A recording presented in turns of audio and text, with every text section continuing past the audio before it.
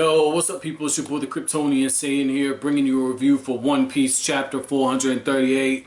And I gotta stop saying this might be my favorite chapter, because then Oda comes along and he gives me something else. So I say, this is my favorite chapter. Well, as you can guess, this is my favorite chapter, man.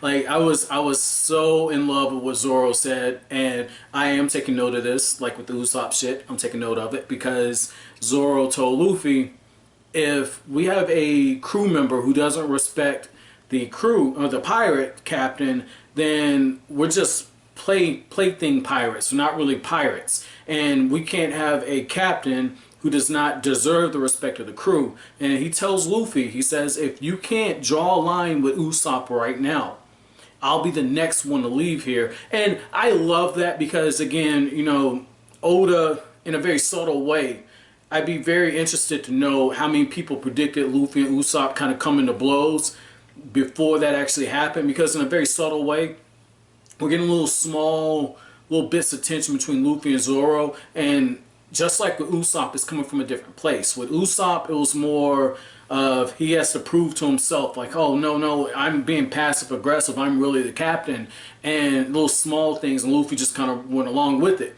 And with Zoro, Zoro has such a strong personality. He's kind of showing that he's a type A personality, where this guy isn't getting it done, I'll just give him a little prod before taking over. Because when you have that type of personality, you just want to get hands-on and fix things yourself. And Zoro respects Luffy enough to where that's not exactly what he's doing. So I like how that little bit of seed of dissension is slowly starting to get, watered, because I feel like the seeds were planted not long ago, back during the beginning of Water 7 and maybe a little before that. But what I love about that is Zoro not only gets in Luffy's head, but even Sanji agrees, and these two are like two brothers. They're usually fighting all the time. So to see that those two are in agreement just shows you how serious this matter is. And to put this into some real life context for you guys, it's just a thing about being a man. Like, I know my female viewership, some of you guys can say, oh, that is so stubborn, that is so stupid. This applies to you as well. The thing is when somebody disrespects you, it's all fine to forgive them. But you can't do what Luffy was getting ready to do. You can't go back to him and accept him and with willing arms and everything. What you have to do is, if you were the one wronged, you being a big person can say, you know what, I forgive you.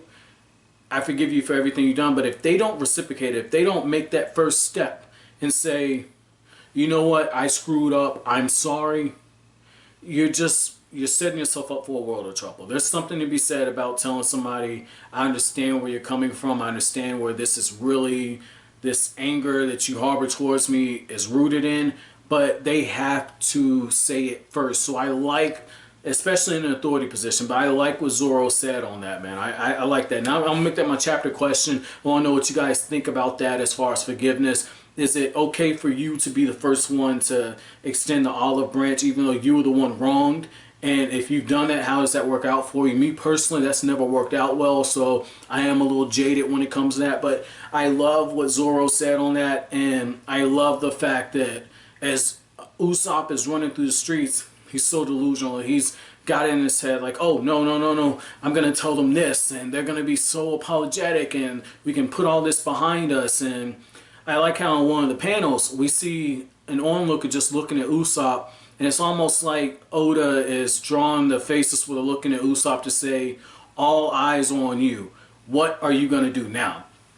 And what's really cool about that is, as readers, we know that the Straw Hats have finally come around to Luffy's and really Zoro's line of thinking, which is, if the first words out of his mouth are an apology, we leave his ass behind. And maybe I've read Luffy's thing wrong, but I think Luffy said something like he kept a room available. So I don't know if that's like Luffy paid a room up for him or something like that. If that's the case, that's a pretty class act thing. If I misread that, kind of let me know on that. So like when I go back and revisit this arc, that's not something I say and all of a sudden I get 100 people telling me I'm a fucking idiot for saying that Luffy did this when he didn't. So kind of clear that up for me, because I will revisit this in discussions once I get caught up in One Piece. But what's really interesting about this is on the flip side, it's also showing the negative part of being in a chain of command, where you got Luffy's grandfather, where he's saying, I told my grandson I wasn't going to attack him, and now he has to hunt him down.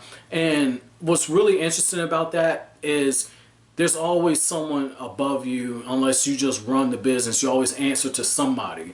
Like at the job that I have now, like one of the things is, it's like I have my boss, and then my boss's boss is the elected official. And so when you look at little things like that, it's like he can say one thing, but if top brass, in this case the elected official, says something, everything gets shut down. Everything gets shut down. That's basically what happened with Luffy and his grandfather, where Garp says, I won't hunt you down, but then Garp, true to his word, told the headquarters, like, that's my grandson, I won't do it.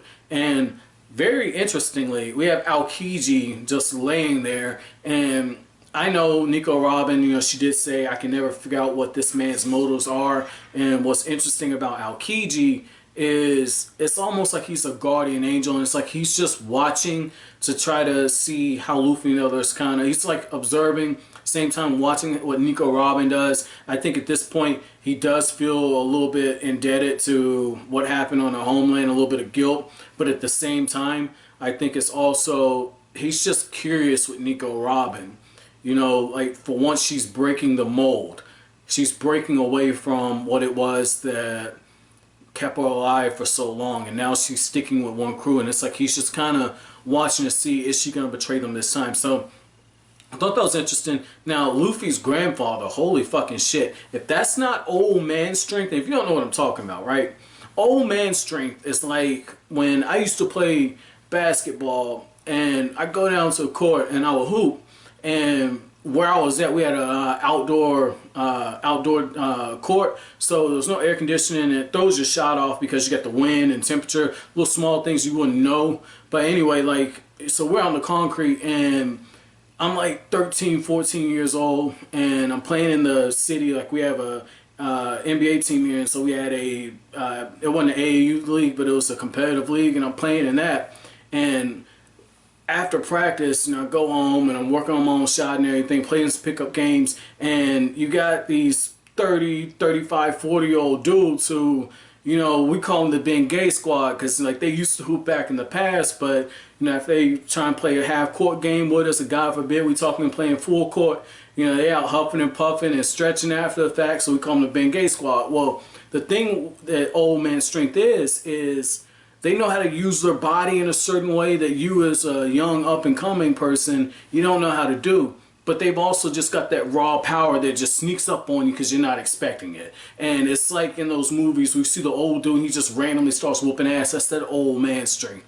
And that's what Garp displayed. And he's just like, when he throws the cannonball, he's just like, man, I hate getting old. These cannonballs don't move as fast as they used to. And he proceeds to tell Kobe and the rest of them, give me 1,000 of these things. And I'm like, holy fucking shit. And you have all the cannonballs just flying at the Straw Hat's new ship. Nami's just like, we gotta get the fuck out of here. He's gonna destroy a new ship. And it looks like Luffy's trying to send some of them back. And it's just like, at that, for one moment there, out of all the things that happened in the past, with the exception of Aokiji, this is the first time I'm reading something, I'm going, holy shit.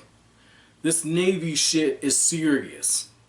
This Navy shit is serious, man. Like, I love what Oda did. That was a good source of kind of playing up the conflict and the tension. And the whole time you got Usopp, and he's just making all these explanations. Like, I'm really the Sniper King. Take me back, you sons of bitches. Take me back. And Luffy's just like, dude, I could give a fuck who the fuck you are.